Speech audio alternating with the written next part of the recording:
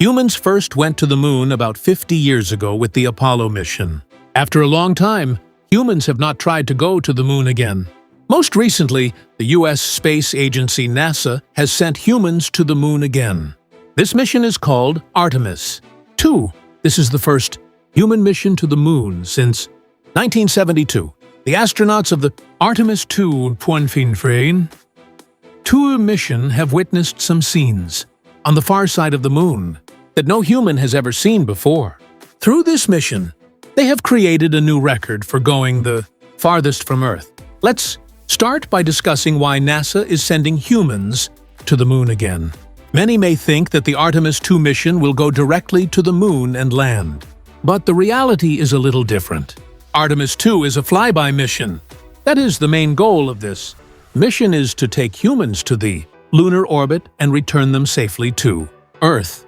That means that this time the astronauts will go very close to the moon, but they will not land on the moon. This is an important step for future big missions. The most important thing about this mission is to gain experience in how humans can survive in deep space for a long time, because in the future, humans want to go not only to the moon but also to Mars. And NASA is preparing for that through the Artemis 2 mission. 4 astronauts, 3 of whom are Americans and 1 Canadian, are participating in this daring mission. They are Mission Commander Reed Wiseman, Mission Specialist Christina Cook, Pilot Victor Glover, and Canadian Mission Specialist Jeremy Hansen. Their journey has been planned in the style of the Apollo 8 mission of 1968. Apollo 8 was the first mission for humans to orbit the moon. During the Apollo 8 mission, humans captured the unforgettable scene of Earthrise from space for the first time. The current Artemis 2 crew has also taken some extraordinary pictures of the entire Earth from the other side of the moon. The famous Earthrise photo taken by William Enders during the Apollo Earth mission was taken from an altitude of only 97 kilometers in lunar orbit. As a result, the Earth appeared quite large and detailed against the background of the moon. But this time, Artemis took the picture at an altitude of about 7,000 kilometers from the 2 moons. As a result, our Earth is captured in an even smaller size in the cosmic vastness. The Apollo 8 astronauts suddenly saw this scene and they quickly took the picture. But the Artemis 2 astronauts knew in advance when the Earthrise would occur, and that's why they had the opportunity to take the picture in a controlled manner. This time, the picture captures rare scenes, like the aurora borealis at the Earth's north and south poles, the zodiacal lights, and a solar eclipse. We always see one side of the moon from Earth.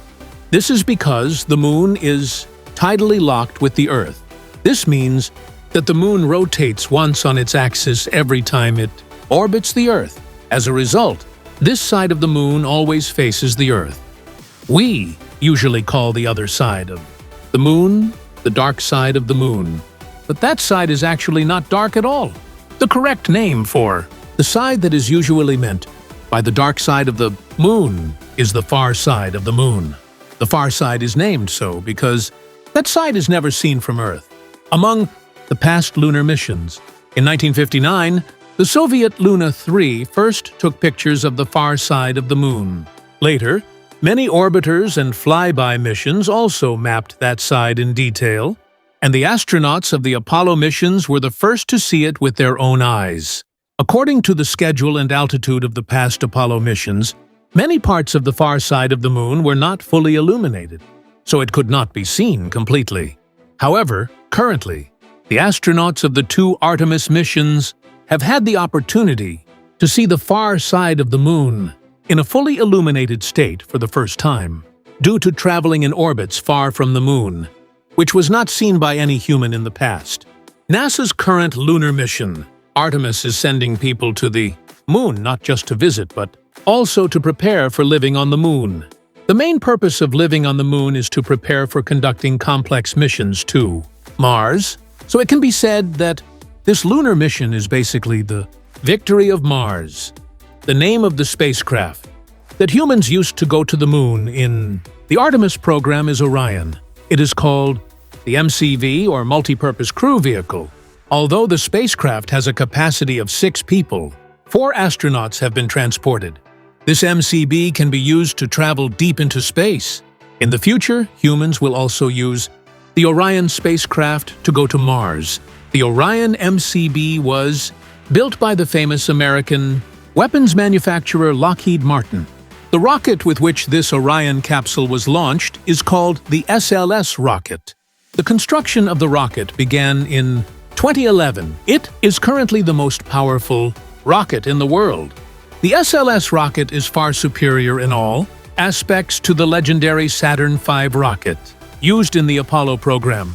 SUR-V was the first manned mission to the moon, and SLS is the next rocket to take humans back to the moon to establish a permanent settlement. After the success of the Artemis II mission in 2026, America will send humans directly to the moon through the Artemis III mission in 2008, and in the future, humans will establish a permanent base on the moon through Artemis IV. If all goes well, humans will also be living permanently on the moon within the next decade.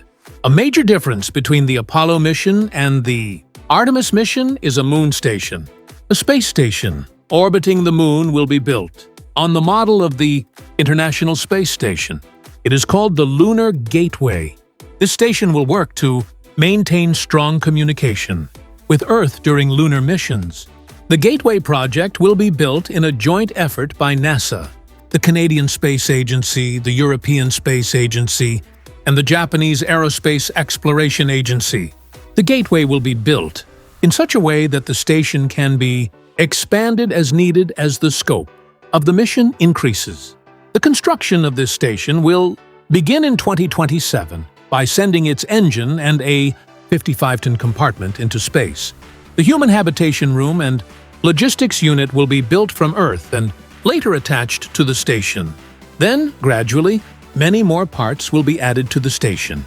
The Lunar Gateway, a permanent space station floating in the moon's sky, is only 13% larger than the International Space Station. The Gateway will allow for easy operations in any part of the moon.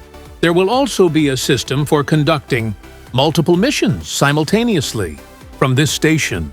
If all goes well, humans will land directly on the moon again in 2008 through 3 Artemis missions, and once this phase of the Artemis program is completed, humans will travel regularly between the Earth and the moon.